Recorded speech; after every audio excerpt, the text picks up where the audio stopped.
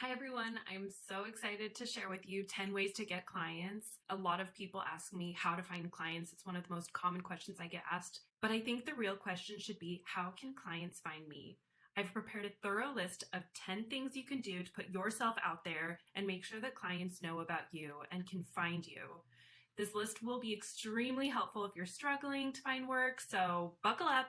Take notes if you'd like, because I'm about to share useful steps you can start on today. Step 1, have a strong portfolio. Portfolio is everything. It's the reason potential clients will find you. It's the reason they want to work with you. I would set a priority on updating this often and doing it well. If it takes a $1,500 photo shoot or hiring someone for 3D renderings or using mockups, any of these can help create an amazing portfolio. Look at the case studies of designers or agencies you admire and notice what it is that they're doing that makes it amazing. Maybe they're including outdoor marketing examples or social media examples that you didn't technically do for a project.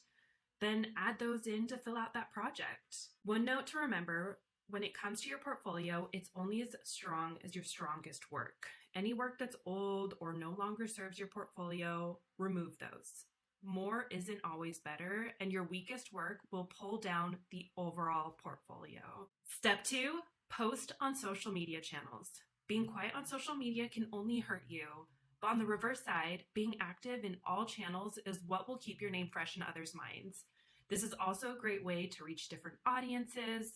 The people who you're sharing work to and engaging with on LinkedIn are going to be completely different than the people on Twitter or TikTok. Step 3, produce ongoing sample work. When I was just starting out, I didn't have that many clients or work, so I started creating fake projects that I wish were real. I designed an olive oil bottle or coffee packaging because I hoped I'd get more packaging projects. Not only did this lead to more work for my portfolio, but it led me to more followers and getting noticed more. So don't let the lack of paid work keep you from creating. Step 4, join a freelancer marketplace. If I was starting out today, I would use all of these platforms to see which one works the best for me. These platforms are tools that are readily available and designed solely for the purpose of bringing brands and creatives together. Fiverr, Toptal, Contra, Working Not Working. Another great marketplace is Behance. Awards, Upwork. The great thing about all of these platforms is that you can have a hire me button and ways to show you're available. Step 5, get referrals from clients and industry peers. If a marketplace is not your thing and seems overwhelming to compete against other creatives, then try to get direct referrals. And please know that the more you expand your network, the more this will naturally happen, but don't be afraid to ask for referrals too. Mentors who might be getting too much work can send that overflow your way, or peers that you can collaborate on work with. Even setting up referral fees can be an incentive for people to recommend you more. Also, ask past clients for referrals.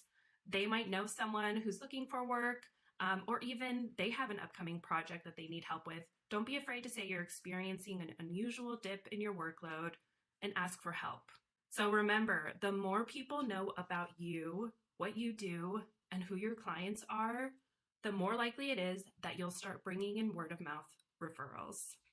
Step 6, ask for footer credit on websites. We make this a part of our required contract and they can opt out for a fee, but most clients are fine with this. People who are looking for someone to help with their website are now looking for credit in the footer, one that clearly states website by or design by or made by and links to your site. Then clients can find you that much easier. Step 7, submit work and or market your services. If you have the funds and resources, this could be a huge benefit to finding clients. Having Google ads on specific types of sites, having social media paid ads, or even paying to submit your work to websites and Instagram accounts that market your work. There's sites like Mind Sparkle Magazine, The Brand Identity, Brand New, Packaging of the World, or Typewolf. They all have either free or paid submission processes, and I've used those in the past to get my work in front of new audiences. I'm sure there's many more like those out there too. Step 8, provide call to actions, invitations, and openings. Aside from posting regularly on all your social channels, I'd also recommend having very clear call to actions with some of those posts. Phrases like reach out to work with us, email us to get started, let's create your dream brand, can go a long way in planting that seed in the minds of others. When you have obvious invitations to get people to easily contact you or start your automated inquiry process, then you're inviting them to, at the very least, toy with the idea of what's possible for them. You can also do this by showing testimonials from clients or calling out that you have a couple more openings available next month. When your potential clients see these things, it can trigger a want or a need in their brain to act upon. Step 9, be engaged on Facebook or LinkedIn groups. There are tons of groups out there. Join the ones that sound the most relevant to you and your clients and start participating in conversations. Bring valuable insight to those conversations. Sometimes groups are dedicated to job postings and looking specifically for someone to design and build a Squarespace site for them. When you're in those spaces, you're more likely to see those threads and be able to raise your hand, send DMs, or provide your contact info.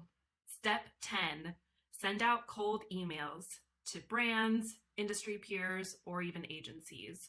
I would recommend only doing this one if you've already exhausted the first 9 steps. Sending out emails can lead to a lot of dead ends, especially if you're trying to reach out to brands and potential clients for the first time. In my experience, the most useful cold emailing has been reaching out to agencies to see if they're in need of creative support. When you do this, keep your email short and get to the point right away. Always provide useful links to your portfolio or social media and an embedded image in the email that might be a grid or overview of your work. That will save them time and give them something to see in case they don't click on your links. So those are all 10 steps. Just a quick recap: have a strong portfolio, post on social media channels, produce ongoing sample work, join a freelancer marketplace, get referrals from clients and industry peers, ask for footer credit on websites, submit work and or market your services, provide call to actions, invitations, openings, be engaged on Facebook or LinkedIn groups, send out cold emails. Once again, thank you for listening. Please subscribe if you want me to create more educational content like this.